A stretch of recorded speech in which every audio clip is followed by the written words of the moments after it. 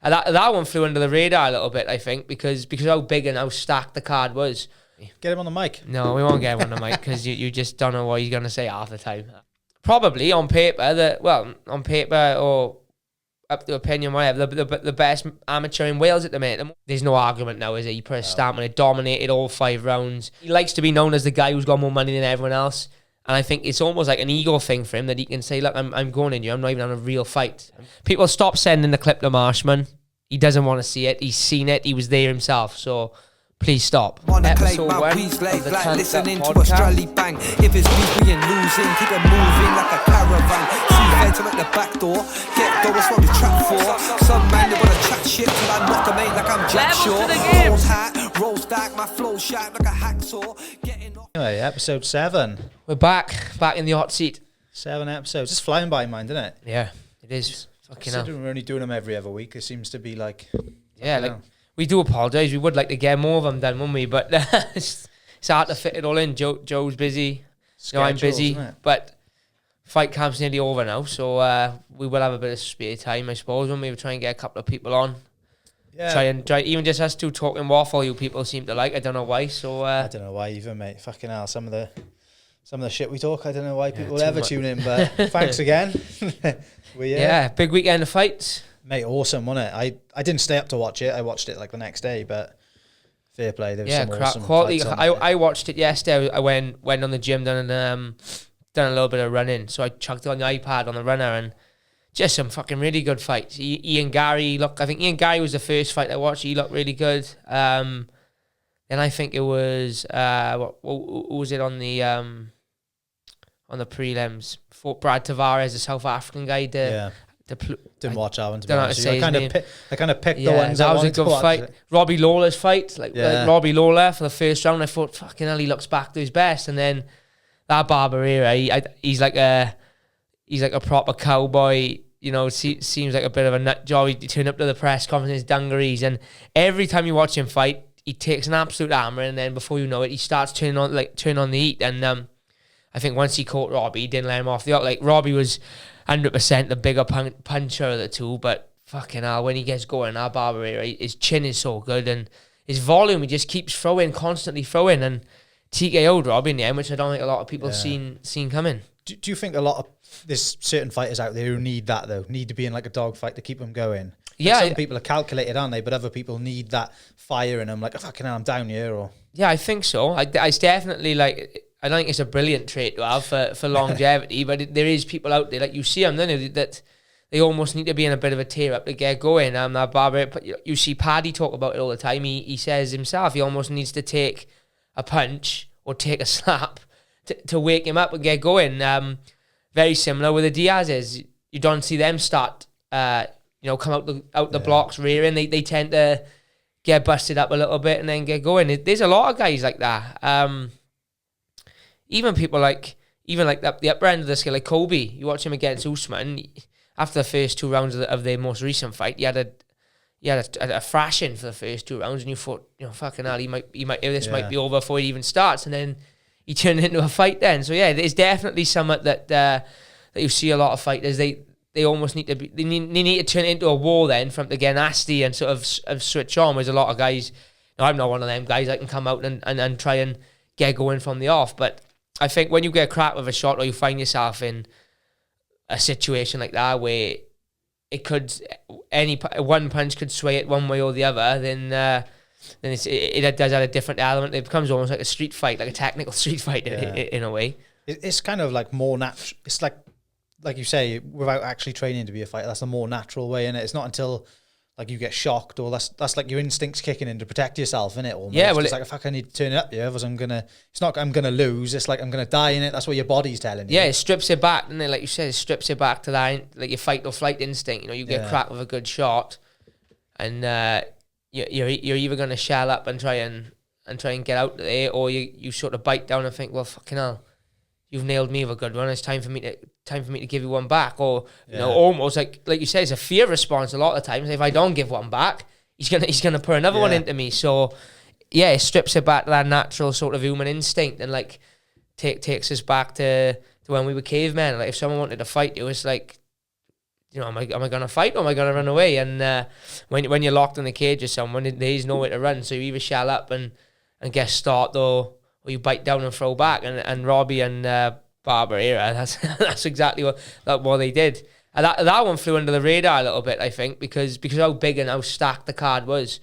Like, as soon as I seen that get matched up, I thought that's got fight of the night written all over it. And if ever there was a time to give someone like 2 bonuses, like an $100,000 bonus, it was Barboza for fight of the night and for knockout of the night. Because as good as I know Robbie's passed it a little bit, but not many people are like folding him up and got him out on his feet like that. So especially in a fight where he looks like he's going to knock them out. So what a fight that was. Who else on the card? Sean O'Malley and that was Pedro. That was an anticlimactic one. It didn't really get going, I don't think. No, I think it was starting to. And yeah, then, like, it was starting to warm up. I think the first round they were both a little bit how would you say it? Tentative. Yeah. I think Pedro was worried of the power of O'Malley and was also struggling to work out the range because how short Pedro is, how tall O'Malley is. And I think O'Malley was also wary of the leg kicks. I know he said after the fight he was checking a lot of them, but Pedro obviously has got a really good calf kick, and he did, in all fairness, check. He did a really good job of checking. You could tell they trained for that. But I think he was wary about rushing in and getting caught coming in because he has had issues with his calf and stuff in the past. But it didn't really get going, did it? I mean, they come out the second round, they started to exchange a little bit, but yeah, it was a shame really not to see, because that could have been barn burner itself, couldn't it? Because they have got the styles where they both just come forward usually. Yeah, I thought it was going to be one of them. I'll be honest. I thought that Pedro's ego would kick in a little bit. I thought that O'Malley would catch him, and Pedro's ego would almost he would want to bite down and throw, and that's when O'Malley was going to clip him and put him out. Not that I'm like, you know, on the hype train with Sean or that I think Pedro's past him. I just, looking at it logically, I thought that's how the fight would go. But one thing I'll give to Pedro in the first like 1.5 rounds or whatever it was, he was disciplined in his approach. You could tell his approach was to not bull in, not get caught on coming in, to not. He almost didn't throw, and he didn't want to throw too much, I don't think, because he didn't want to get countered, or he didn't want to show the openings too much. He didn't really bite on any of O'Malley's feints, and obviously his game plan was to kick the legs, which he did, but he was disciplined in his approach. He took a leaf out of Cheeto's book, I think, not give away too much and not overextend and get caught. He almost played the long game, but yeah, it didn't. The eye port was a bit shit, you know. It didn't look too bad, but you know, I ended one with who got, and it was twice. I think was it twice he got poked in the eye. So I think I've seen photos of him. It's closed up today, isn't it? Yeah, it is what it must have been a bad one for the doc. You know, the doctor, to be fair, they usually like. And Pedro's not a quitter, is he? Like, he's been in there with the best in the world. I think his last couple of losses have all been to world champions or former world champions. So for him to say he's hurt, he must have not been able to see that's the top and bottom of it. I'm sure he's more pissed off than anyone else about it. Yeah, I wonder if they run it back. I just O'Malley's out there saying he's the Sugar Sean count. What is it? What does he call it? The Sugar Sean Athletic Commission classes that as a dub. Yeah, so it's a little bit naughty, and he doesn't want to run that back. He fucking does. But where do you go from there? Like, do you know, because it was not it wasn't like he was. Look at Leon Edwards and Bilal then, right? Leon Edwards. It was the same scenario, but Leon Edwards looked out like a world beater, didn't he, in that first round and a half or whatever it was, until the iPod. He looked like he could be a world champion. So I get why they don't run that one back, because it's like, you know, you could see the sort of level and skill. It wasn't like it was a whitewash either way. I think the judges, or two of the judges, scored the first round to Pedro, I think. But again, not a lot happened. So so on the flip side, it wasn't like it was a barn burn. You're like, oh, run it back. Yeah. But then on the other side, it's like, where'd you go? It doesn't really put any of them in a position to think, oh, well, they deserve to move on. But no one goes up from that. No, exactly. But O'Malley brings in a good view. He's a superstar. He brings in a lot of eyes. So maybe they will use it to push him on. But who knows? Where are they ranked now? I think O'Malley's 12. No, sorry, Ricky's 12, and O'Malley's 13. I think Pedro is 8 or 9. So I don't think they'll swap him about, being a no contest. Maybe they'll have to run it back. So look at that. I mean, you'll have anyone all morning. Start recording the podcast. Old man starts ringing me. Get him on the mic. No, we won't get him on the mic because you just don't know what he's going to say half the time. A lot of beeping out, is it? Yeah. It could either be really important or it could be a nonsense phone call. That's just how it goes with him. It'll either be, top level, you need to answer the phone, or it'll just be like, oh, what are you doing? I was training. So, how's your old man feeling now? Do you ever get a gauge on him? Like, he's all right at this stage, I think. To be fair, my old man's pretty calm and relaxed all the way through fight week. He's not a stress head, believe it or not. He is a stress head in terms of like he's a bit OCD and he wants to make sure I'm all right with the weight cut and stuff. But he's chilled all fight week. He's just it's like the fight day. I think that's the worst for him. He's sort of keeps the ship sailing nice and calm. It's just the fight day. I can see the nerves kicking in on him and. Starts dry reaching and kicking, and I can see he's a bit agitated. He can't quite relax, but he has got better with time. Mind, he used to be a lot worse. Like it's weird because obviously now we're doing it on a world scale, but he was a lot worse in my amateur days. I think when I first started fighting, he looked like he was gonna pass out. But he's all right now. He knows the crack. It is what it is now. He knows the score. He's done enough of them now, hasn't he? He's done enough. Yeah, he's had a busy weekend. He took me up to the embassy on Friday to sort my visa. So hopefully if I can get that back tomorrow before I fly Wednesday. So hopefully the embassy don't fuck us about. He took me to London. We get back to that place. He drops me at my car because I got to go train at 1 p.m. Goes into the house, grabs his clothes, and he's on the road then to Liverpool, up to Liverpool to watch, not to watch, obviously to corner Kane, Darcy and Rowan Crocker at the IMAF. I think it was the Four Nations tournament, so it was almost like a British title, I suppose. Kane won in the first round, ended up having a silver, lost in the final, and Rowan looked unbelievable. He had 3 wins. He took out an undefeated guy in his first fight by decision. After, might I add as well, they told him he wasn't fighting until Saturday, so obviously he's there Thursday night, water loading, ready to strip it back Friday for the weigh-in Saturday. And then they tell him, oh no, by the way, you're fighting Friday morning now. So he had a bit of an emergency weight cut, but he got it off. In the semis end Saturday, he fought the number 1 UK amateur middleweight. I can't remember the guy's name, but I think he was 7-0. I think 5 or 6 knockouts. He was the almighty fighting championship champion, and just based on the commentators on the fight, I could tell that he was a banger. Like they were saying, he's got 1-punch knockout power, and Rowan done the job on him, took him down, dominant 3-round decision, pretty much for the full 9 minutes, had his back, and then went on into the final then and fought another Welsh guy who he beat. When did he beat him? I think he beat him in March. He defended his title against him in March and submitted him in a round. So with like a dash choke, I think he said. So now, big shout out to the Stroke Dog, the number 1 UK amateur middleweight. He was number 1 in my eyes anyway. He was 100% of the number 1 Welsh middleweight. Now he's the number 1 in the UK. I think that moves him to like 11-2 or something like that, or maybe 11-1. He's looking really good, and probably on paper or up to opinion, whatever, the best amateur in Wales at the minute, the most decorated anyway. I think he's got an IMAF European gold medal at juniors. He's now got the Four Nations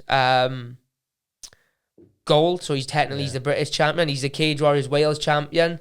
I think he's on a 5-fight win streak.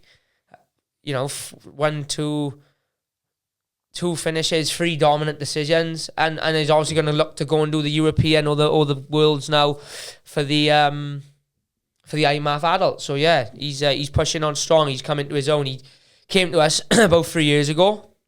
Rowan did, and just got his head down, graft. I think the lockdown done him favours, to be honest, because it took away the pressure of fighting, give him time to just work on his game, get better. And you watch him now, he looks. Back when he first joined us, he was nothing more than a grappler, and he won't mind me saying that. He was just a one-dimensional grappler. Whereas now he can strike, he can wrestle. His wrestling on the weekend looked unbelievable. His Thai boxing from him is getting better. He's just started training with Gary Lockett, and obviously his MMA game as a whole with Carl, my old man. He looks the full package now. So yeah, he could probably turn over pro now and do really well. But I know he wants to get a big IMAF medal under his belt as well. So yeah, big shout out to Big Rowan the Stroker. Fair play. Where can people watch that then, Jack? Is it a stream on it was a stream. it wasn't it, I don't know the name of the website. It was in Rowan sent me the link. It was like £12. You could watch the full weekend. So I'm assuming you can go back and watch it back. And that's not just his fight. That's like there's like 4 full days worth of fights. Some really good amateurs on there. Kane only fought a couple of weeks ago as well, didn't he? On Cage Warriors. Kane's that fucking nuts. Kane Avad, or he did have 3 fights in 8 days. Yeah. He fought last Saturday on Cage Warriors. Dominant first round submission, put the boy to sleep.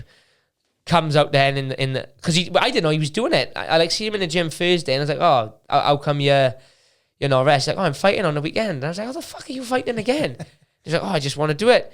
And then he comes out in the first round of the tournament on the weekend. Does pretty much what he done in the fight at Cage Warriors. Takes a guy down and just chokes him. And then unfortunately picked up a loss. But, for someone like Kane who's 19 or 20 years of age, I think his record now is 6-3, something like that. So and he hasn't been fighting long. I don't think he had his first Kane didn't have his first amateur fight till Christ. I think it was back last year, so he's racked up 9 fights in 18 months. So it's all learning experience for someone of his age. The amount of experience he's gonna have in 2-3 years' time if he does want to turn pro. And he's got all the talent in the world as well. He's got all the physical attributes, strong, fit, tough, punches hard.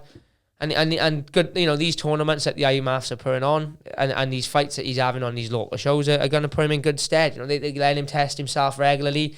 And it's funny because he's a nervous boy, Kane, when it comes to fighting. He's really nervous before the fight. But then you speak to him in a gym. I've never known someone who wants to compete so much. I think if you let him fight every weekend, he would compete every weekend. So it's good that the nerves don't necessarily put him off competing, because I know some people, they get that nervous before a fight. They don't really want to sign up to fight. Whereas Kane's I think it must be a love-hate relationship in his mind. He loves it that much that he's willing to put himself through the nerves and the anxiety of obviously getting in there. So yeah, big well done to Kane as well. Yeah, fair play. Yeah, I've seen him in the gym. Every time there's a Cage Warriors come up, there seems to be people pulling out on him, doesn't he? But he's always saying, I'll fight anyone. I think every fight he's ever had, Kane, he's back in the gym on Monday. Yeah. He doesn't miss a session. If he does miss a session, it's because my old man has made him miss a session, or he's stuck in work. I don't think he's ever just decided, oh, I'm gonna have a night off tonight. If he's got training, he's got to go. His missus even trains with us now. That's how much he's in the gym. He's dragged his missus along now. I think she wouldn't see him if she didn't see him in the gym. So stop giving me grief and come with me. Yeah, he was like, well, tell you what, come with me, and you can't complain about not seeing me then. But yeah, he's a good kid, Kane. He's really nice kid, tough as nails, proper Murphy boy, and I think he'll go all the way. He's just learning on the job. He never done any martial arts really, I don't think, till he started MMA. So it's good to see him progress and getting wins at that type of level, because there's people in Wales and England and Scotland who are not entering these tournaments, and I don't know why, because these are the way to solidify yourself as the best UK middleweight. And same with the IMAF. If you want to be the best in Europe, go and win the IMAF. Or if you want to be the number one in your weight in the world, go and enter the IMAF. There's guys who like try and dance around them and not put themselves in the firing line. And Kane and Rowan, they always seek out the toughest test. And like you said, Kane said to you, he will literally fight anyone, I think. Like you could say to him tomorrow, you got to fight, sorry Kane, you got to fight, what's his name? You got to fight Kamaru Usman or someone. He'd be like, oh, well, all right. So, but yeah, big shout out to the boys. He's done really well on the weekend. Yeah, class, mate. We go back to the card. What did you think of Volkanovski and Holloway? That was unbelievable performance. Hell of a tear up, wasn't it? This time there was no denying it, was there? The last 2 times, well, I thought Max won the last one. The first one was a bit could have gone either way. I thought Volk won the first one. I thought Max won the second one. This one, wasn't that I didn't think Volk would win. I knew because of the form he's on at the minute. He's unbelievable. But I just, for some reason, I thought Max would come out and just start fast. And, you watch the the build-up fight week, he just seemed really pumped and he couldn't wait to get in there and prove a point. And I just went with my heart more than my head, to be honest, because you look at how dominant Volk's been the last 3 fights. It's been unbelievable. But there's no argument now, is it? He put a stamp on it, dominated all 5 rounds. That's the worst Holloway has looked in some time, and that's nothing. That's not a knock on Holloway by any means, or that's not that his skills are not great, or he's come at the end of his career is nothing to do with it. It's just the fact that Volk has got that much better and he's that good. He shut him out, didn't he, completely, all 5 rounds. They never looked in danger, done all the damage. Yeah, like what else can you say other than the fact that he was just completely dominant? We almost hit the 3rd round and I almost couldn't believe how one-sided it was because of how close the first 2 fights were. Whatever way you scored the first 2 fights, whether you scored it to Max or Volk 1 or 2 or either one, but they were close fights, you know what I mean? They could have gone either way, but for him to just come out like that and shut it out, and credit to him, it was unbelievable. It was. Like, where do you go with your Max now? Because he's gone up to 155, he's tried that. But when you think about that, though, when you think about Volk going up to 155, you look at his performance against Max and then Poirier against Max. He's got a good shot, hasn't he? I think he could do really well at 155. Well, look, how do you deny him? How do you deny him at this point? It's like he's and he hasn't wiped out the division because you've got guys like Emmett but Emmett just lost to like didn't lose, but had a close win where he could have gone to Calvin Kattar. Arnold Allen, I'd love to see him in there against. I think Arnold is a lot better than he gets credit for, and I think he's the only real guy in our division that could cause him problems because he's such a good striker. Arnold doesn't look like a big puncher, but you only got to watch his fights. The minute he lands a clean shot, so people are on skates. So I'd love to see him in there against Arnold, but how do you deny him going up to fight for the 155 belt? He's fought Max 3 times. He's fought Ortega, and he's taken out the Zombie. Like, there's no one really there for him at the minute. Do you know what I mean? Like, Rodriguez has got to get a win back since Max. He's fighting, isn't he? Ortega. He's fighting Ortega, yeah. Arnold's probably going to have another win. I wouldn't be surprised if they put Arnold in with Josh Emmett. But yeah, like, how do you deny him? He's just looks so good. It's not like he's coasting decisions. You look at his last 3 fights against Ortega, the Zombie, and then Max. He's destroyed them for every minute of the fight that he's been in there. Apart from that split couple of seconds where Ortega almost had him in the guillotine in the triangle. But even that, nearly gets finished. Would have finished 99% of the division. Then the triangle, he nearly gets finished, and then just comes back and wins that round and dominates the round after. It's like, how would you say to him, no, you don't deserve to go up. Just I think Charles is gonna fight Islam, and let's put him up there and let him. And I think his height as well. Like, I think people think, look, he's so short. People think like that's almost a disadvantage. But I think he's almost made it like an advantage for him because the way he dips in and throws his punches is almost as if, because he's so fast, he can get in and out without people being able to. And like, he's going to be a fucking nightmare to get underneath to take down because of how compact he is. And he's just such a little powerhouse, isn't he? So send him up. Yeah. Send him up. Let Charles fight Islam or whoever he's going to fight. Send him up. Or give him the McGregor fight. Send him up to fight McGregor as well. That'd be wicked, wouldn't it? I think it's. I think he's so good that. How could you even root against him? I don't think. I mean, if he went up to fight for the 155 belt, he's a serious threat at that division as well. I don't think it's like he's just chucking him up because there's nothing left. I think he could genuinely go up there and cause a lot of the top guys problems. He deserves much more credit than he gets, doesn't he? I think 100%. He's a bit cheesy as well, isn't it? And people, I don't know. I think you either love him or hate him. He's that type of guy, isn't he? I think he rubs for some. Yeah, like he reminds me like he's a rugby boy, isn't he? Like me and you have grown up around it in the Welsh Valleys. All my friends are rugby players, and they all got like similar banter. I don't think the Americans necessarily get that, do they? We got a very different style of banter, us and the Americans, but I think us and the Australians and the New Zealanders are a little bit more similar. Sarcastic piss takers. It's the same with Dan Hooker. Like, a lot of people don't know how to take Dan Hooker. They think he's a bit of a knob, but I listen to him speak and I think he's quite funny. So I think it must be that they don't understand like the sarcasm and the banter. But look, wherever you like him or hate him, he's a legit. He's right up there. I think you've got Kamaru Usman and Volk neck and neck for the pound for pound at the minute. Yeah. 100%. If Oliveira beats Islam in the way he's beat the last field, then I think that puts him up there with him. But at the minute, I think it's them two because they're just so dominant. And like you said, send him up the 155. There's no one really left him at the minute. Let the division almost sort itself out till there's a clear contender, and then maybe he'll come back down. Because I don't think he struggles to make. I know he's big for the weight, but I don't think he's on the verge of death every time he makes weight. Do you know what I mean? Look, he works with my nutritionist Jordan, who's probably the best in the business. So it's not like he's got to go up because he's struggling at 145. I think he could quite comfortably come back down and defend at both weights. So a bit like what Amanda was doing for a while. So who knows? Let's see it. And he loves to fight, doesn't he? He's fighting every fucking 3 months. So Yeah, I'm sure he'll be keeping an eye on the lightweight title now in October.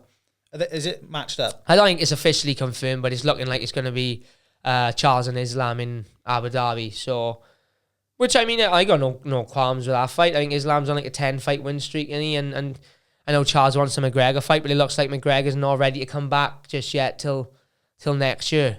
So yeah, let him fight. Why not? Do you reckon they'll give McGregor a tune-up fight this time round? Yeah, I don't think they'll put him. They got to, haven't I they? don't think they'll put him straight in for the belt.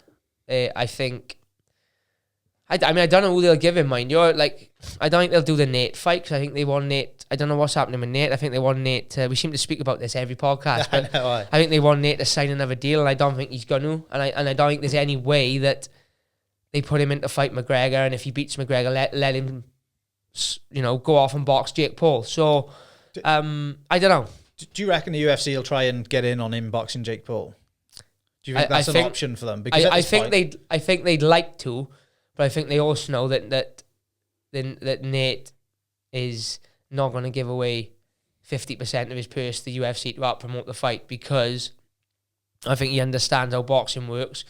He's a big star, and like, people don't understand over here as such. He's a big star in fighting, but over in America, like, Nate's a superstar. He can't walk. He's walking down the street and getting swarmed. He's got security with him because of those McGregor fights. He's almost like a cult hero out there. So the way Jake Paul is out there as well, Jake Paul could quite comfortably promote a fight between him and Nate, and they wouldn't need the UFC involved. Whereas like with like a Francis and a Tyson Fury situation, I feel like you would need the UFC involved. Whereas with Nate and Jake Paul, I don't think you would. I don't think Nate would want him involved either, because it's almost as if he likes to spite the UFC. And I think he wants to be free, doesn't he? I think he wants to fight out his contract and be done and go and do a bit of boxing, maybe come back to MMA. Lord, like, we know he don't need the money. He doesn't need the money. He's a very rich guy. So, what do you think about him slapping that reporter? Yeah, so I don't know if it's a setup or not, but it seemed a little bit. There was no like backstory to it. Was there? I don't know why it happened. The guy was something to do with the Nelk boys, and I know Nate's quite friendly with him, so I don't know if it was like a TikTok thing or what. But it's crazy because Nate's that fucking nuts. You look at it and think, oh well, it could well have been real. But good on him. If the guy was talking shit about him online, that's what happens. Don't talk. If you talk shit about people online and then you want to see him in person, just be prepared that they might have something to say or something to do. I think that guy had a meme page, didn't he, or something? Something like that, yeah. A few times, he said something about a tweet, didn't he? Watch your tweets about me or something like that, and then belted him in the face. Yeah, so he did his mic first, didn't he? And then straight across the top of the head. What else was we going to... Oh, so McGregor, yeah. There's talks now, McGregor and Floyd floating about again. Oh, yeah, I've seen that. Yeah, seen apparently Floyd has offered McGregor a lot of money, 160 million, I think. I seen again, it could all be bullshit, but fucking hell, maybe that's the tune-up fight. Is Floyd broke or what? Because, like, what's he up to? And didn't he do an exhibition not long ago with a sparring partner? I didn't even see that. I don't know. Yeah, one of his ex-sparring partners. I just think Floyd is... he loves money, and I think for as fast as he makes money, he likes to spend money. I'm not saying he's broke, because no doubt he's got fucking thousands of houses and businesses and stuff like that that's turning him over millions a year. But I think he just likes to he likes to be known as the guy who's got more money than everyone else. And I think it's almost like an ego thing for him, that he can say, look, I'm going in you. I'm not even on a real fight. I'm going in you and boxing an ex-sparring partner for 50 million. So, what are you lot doing wrong? I can go and make this as an old man. It is mad. But again, I don't know if Floyd in a boxing match is a tune-up fight as such for McGregor. Like, I know he wants to go fight for the belt in there again. So let's see him in the cage. You know what I mean? Yeah, I don't think it makes sense. I don't see how it can build as much hype or make as much money as last time either. I don't think. No, I won't. I'm not as interested in that as I was before. It was bizarre last time when it was like a freak show, but it was like everyone was like, "What the fuck is going on?" Whereas now, Floyd doing like these exhibitions or these freak show fights has almost become the norm. And I think, like you said, it won't create as much. He'll obviously do views just because it's McGregor and Floyd. But I'd much rather see McGregor in there against a cowboy. Not a cowboy. Sorry, fucking hell, Cowboy's just retired. Don't do that to Cowboy. A Chandler or a Gaethje. And let him see if he can get back in the mix for the title. Or maybe there's talks of him wanting to go up the welterweight. Like, there's some good fights there for him at welterweight.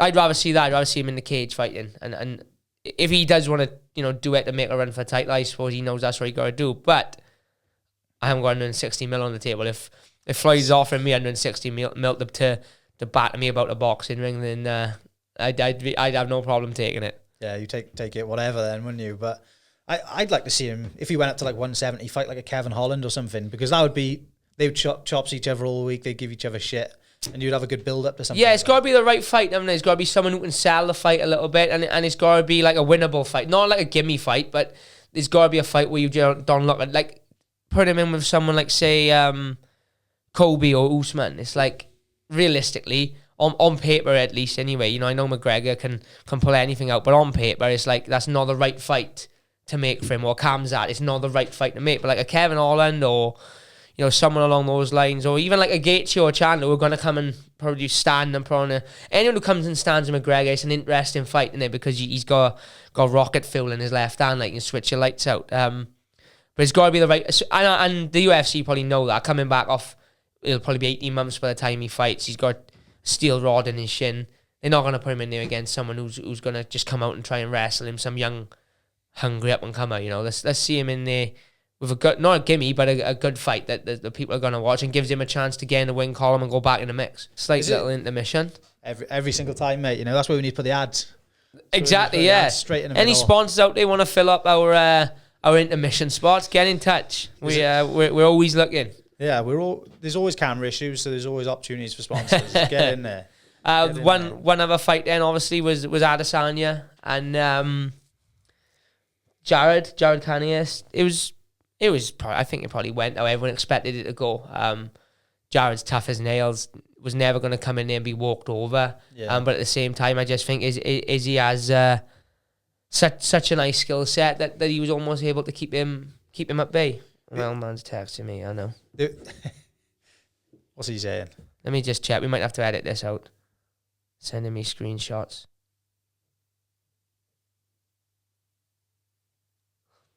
Nothing important. As per fucking usual. We've missed one really crucial moment of the night. It's like Sean Strickland and fucking hell, of course we Pereira. did. Was his name? No? What's Pereira. Pereira. Alex yeah. Pereira. Fucking hell of a knockout. Like, Joe Rogan said it best in the commentary. As good as Strickland is, you know, he can strike. Obviously, we've seen him outstrike guys. He can bang, but you don't understand sometimes what you're dealing with till it's in front of you. Like, you're not dealing with just a striker here.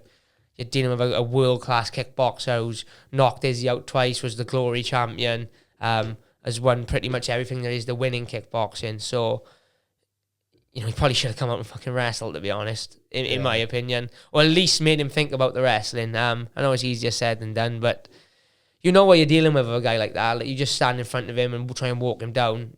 It's only a matter of time before he sets you up. And you could see it. He was feinting. Sean starts to parry. Boom, round the side. Same with a boxer, you know.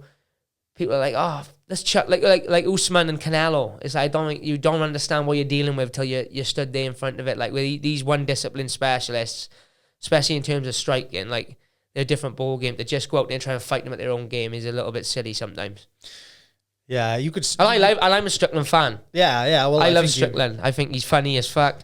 He stole the show at the press conference when he was rinsing Izzy. He was rinsing everyone. He was rinsing the crowd, the media. And I wanted him to win because of how good he was fight week. But at the same time, like, I just don't think coming to bang with that guy was his best idea. Put it that way. No, it does make it an interesting lineup now, though, for him and Izzy, doesn't it? But yeah, I would have liked to have seen Strickland and Izzy actually, like, at a press conference, them against each other for the week, because I think they would have been. What I will say about Pereira winning is it does give an interesting fight for Izzy, because he's almost Izzy's again another case of almost lapping the division. He's beat everyone now pretty much, and he's beat Whittaker twice. There's no real contender there at the minute. And I mean, if Strickland had won, it would have been a good build up, but I think he would have probably done the same to Strickland as he done to Jared on the weekend. Pereira, there's a backstory now. You know, he's beat he's beat Izzy twice. I haven't watched the full fights. I know he knocked him out the once. And yeah, Izzy is a lot better of an MMA fighter than Pereira, but Izzy's not going to come out and wrestle. It's going to be a striking match. So whatever happens, it's going to be fun to watch, regardless of if one knocks the other out. And even, like, because if Pereira knocks him out, he could fight a guy then, like Jared, who's going to come out and wrestle him and could probably beat him with the takedown, but styles make fights, so it does make for a real interesting fight. I hope they don't fuck about now and try and make Pereira fight someone else, and let's just make that fight happen straight away. Like, whilst we can, whilst strike. Oh shit! Strike whilst the iron is hot, isn't it? Is that the saying? I think so. Yeah, they must be thinking that. That's why they put them on the same card, exactly, so close together. They're gonna line it up, aren't they? Well, Strickland said it himself. You know, he's not ranked. They're going to put him in with a striker like me. He said they're not going to put him in with a guy who's going to wrestle him and probably shoot that fight down. They're obviously trying to set up Izzy and Alex, and that's what happened. That's what happened, yeah. But I'm all in on it. I'm up for seeing it. You know, Izzy hasn't looked like he had to get out to second gear the last 2 or 3 fights. So it'd be nice this one. He really have to be on his game against a striker, because not that Izzy hasn't got knockout power, he is, but I think this Pereira has legitimately got like one punch will put you to sleep with a jab power. So definitely one I can't wait to see. Yeah, 100%. It's funny, isn't it? Because every time Strickland fights, the Marshman clip floats around, doesn't it? I see Marshman sharing it. Yeah. I seen him share it the other day. He's like, stop sending me this clip as if I haven't seen it before. He's like, I've fucking seen it 1,000 times.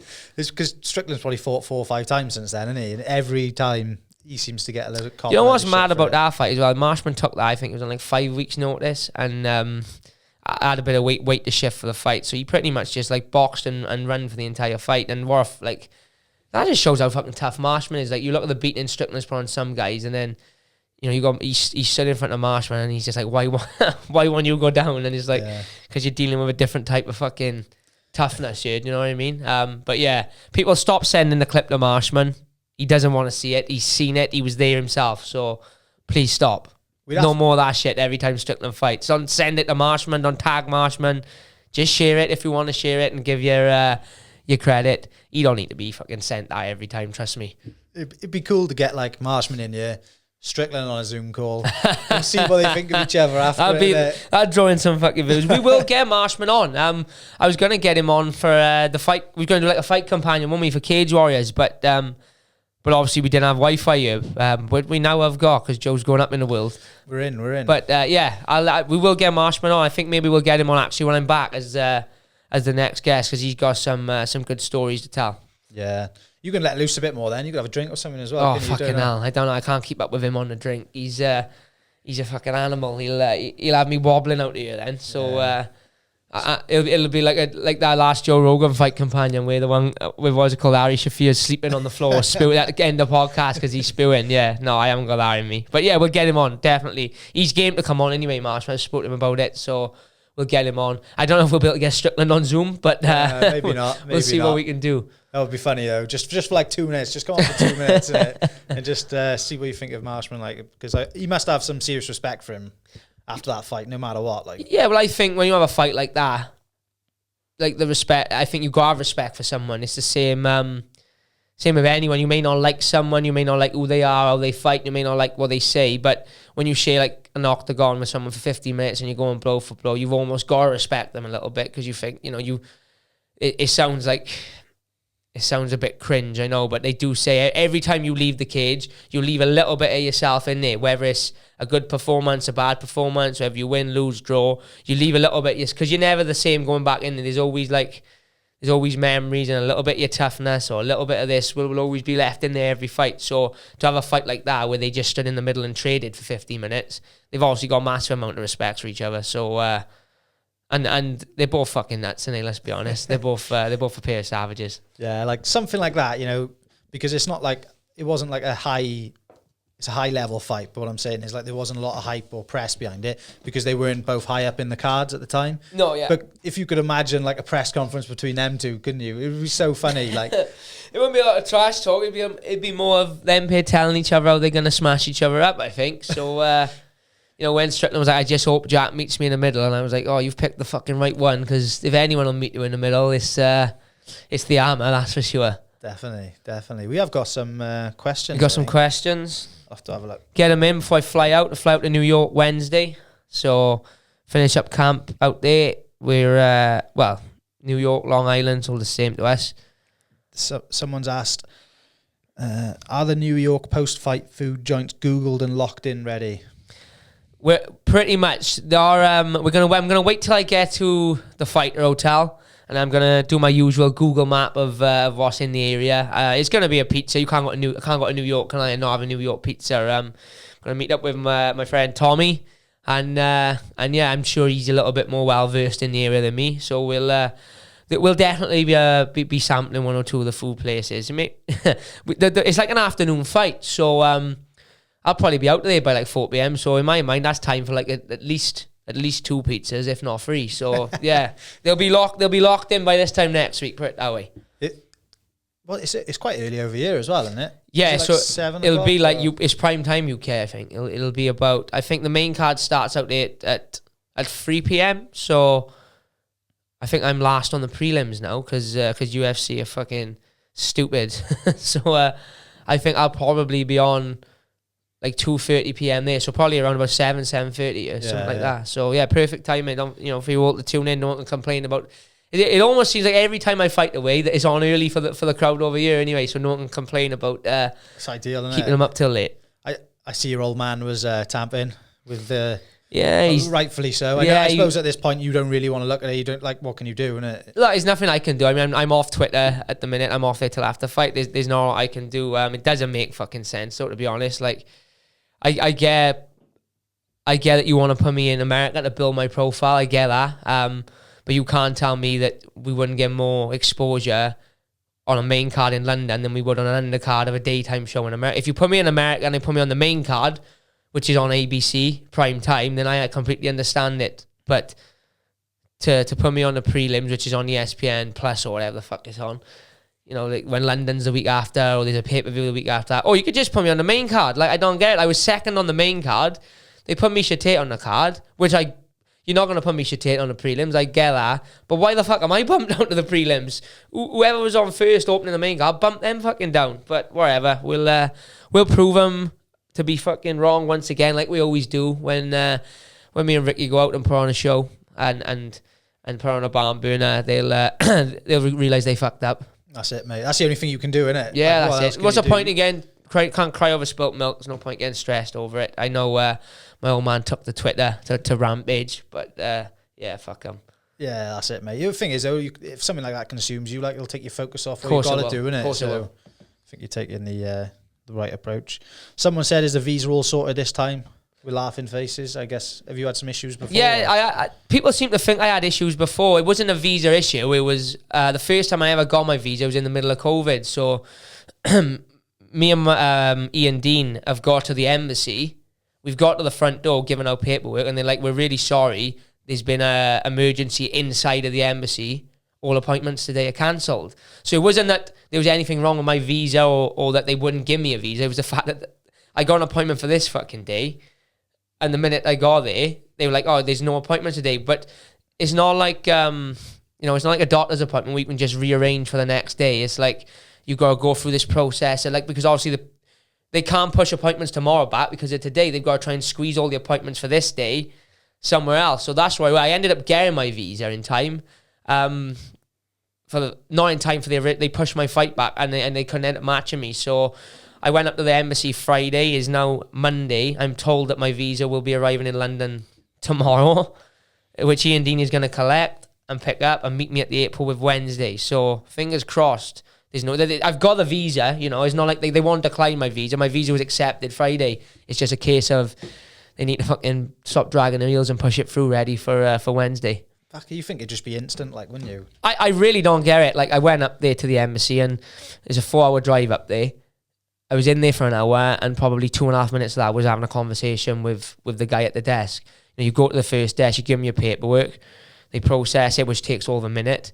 Didn't need to take my fingerprints because they had it from before. Print me my sticker, bang. Stick my sticker on my paperwork, say go and sit down, wait to be called. Called up, again, go up, give the guy my paperwork. This time it's an American representative. He asked me, why am I going to America? Because I fight for the UFC. Where to in America are you going? I'm going to Long Island. Bang, bang, bang. Yeah, all done for you. You'll receive it when, they say within 5 days, but hopefully, obviously, it'll be sooner because I know the UFC are trying to push it through. So I've never actually had visa issues. The only issue was that the embassy typically sums up my luck or shut down the day that I had my fucking appointment 2 years ago. It sounds like a ball ache for nothing, really, doesn't it? Yeah, so the only good thing about it is, basically my last visa, they only run your visa for the time your contract runs, because it's a works visa. So like I had my visa renewed in July last year or August, but my contract was up in September, so it expired. Whereas this one now it's been renewed, will be valid for 3 years, I think. So I won't have to fucking go up to the embassy again. Happy days. See what else people are saying. Yeah. Right, he's asked about Pereira Adesanya. We've already said that. Said, do you reckon you can see the UFC come to the UK a couple of times a year, every year now going forward? It's a tough one, because I've noticed, and I'm not I'm trying to shit on the London card, because I'm not on there, because I would love to be on there, but I've noticed I keep seeing ads on Facebook and Instagram for London saying limited tickets still available, whereas obviously when it came in March, they sold out within a day. So I don't know. I'd like to think they'll come back more than once a year, but I think it's a great card again this time, but I just think the atmosphere and the buzz for it this time won't be the same as March. I think in March, because we hadn't had a card for so long, a lot of the fans and fighters, it was the first time back in front of a live audience.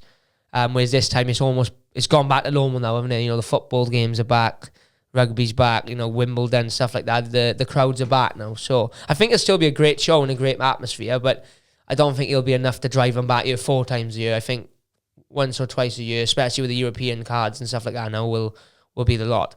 Yeah. It's weird that, isn't it, that it hasn't sold out this time round? Because it was mental last time. Yeah. I couldn't get a ticket for love nor money last time. But yeah, it's a weird one. Someone said, can we see a YouTube video of Jack putting Joe through his paces in MMA? Oh, yeah, that's a good idea. I don't know, is it? Yeah, it's a good idea. I think we'll do that. We're in the process of setting up. We just as well tell them now. We're setting up. What's it called? A Patreon. Patreon. Yeah. So obviously we're gonna need to think of some extra content and stuff for that. So yeah, maybe that's one for that. If you want to see me beast Joe, if you want to see me and Joe spar, I think that's a good first one for the Patreon for the viewers. I'll take it for the Patreon. Joe will take it for the Patreon. We'll put him through a little Shark Tank. Maybe we'll get Rowan and Levi and the boys in on it, and we'll see how he holds up. But yeah, we'll get it done. That's a good idea. Good shout for after the fight. You just have to put that young girl in with me. That would really fucking mug me off. Let Lexi fill him in. Listen, like you said, like the weird part is she probably would beat you up as well. She would. If I was, I'm not doubting it. Trust me, she could beat boys my age up that are untrained. She's that good. So don't let Lexi kick you out the shin guard, that's for sure. Yeah, I know. It'd be embarrassing, but you know, at the end of the day, anyone who knows will know, won't they? So it's fair enough. But I think that's about it. Yeah. Been no podcast now for probably 2 weeks. I'm obviously going to New York Wednesday. I get back the day after the fight, which is the 17th of July. So I'm sure Joe and me will find a time and Vin 2-3 days after that to get one done, and we'll go from there. We're gonna try and get another video out for everyone. So again, thanks for watching. Don't forget, share it to your friends, like it, send it to everybody you know. Anyone wants to sponsor not the page but the podcast, let us know. And again, we're looking into doing the Patreon, so we'll get more details on that out after the fight now, because I'm busy, and believe it or not, Joe's busy as well. He don't just sit in this studio all day editing my videos. You know, you'd like to believe it, but although it feels like he does sometimes, but he gets sick of me fucking messaging him. But yeah, thank you all for watching. Thank you for the support. It's been a good camp, and I look forward to going out there and getting the job done. Yeah. And thanks as always to my wonderful co-host, Joe Robbins. Yeah, cheers, mate. Thank you, and all the best as well, man. Everyone's wishing you luck. Sure. Wales is behind you. Wales is behind me. The UK is behind me. Even I think a lot of America is behind me as well. I think you'll be surprised at the ovation I have in New York. I've got a lot of American fans that have messaged me and sort of expressed a lot of support for me on social media. So yeah, thanks to all them as well. And I'll still see you all on the flip side. Happy days. Nice one, son. Take it easy. On the clay, my peace like listening to a strally bang. If it's beef, we ain't losing. Keep it moving like a caravan. See feds at the back door. Get go, that's what we trap for. Some man they wanna chat shit till I knock them ain't like I'm Jack Shaw. Rolls hat, rolls stack, my flow sharp like a hacksaw.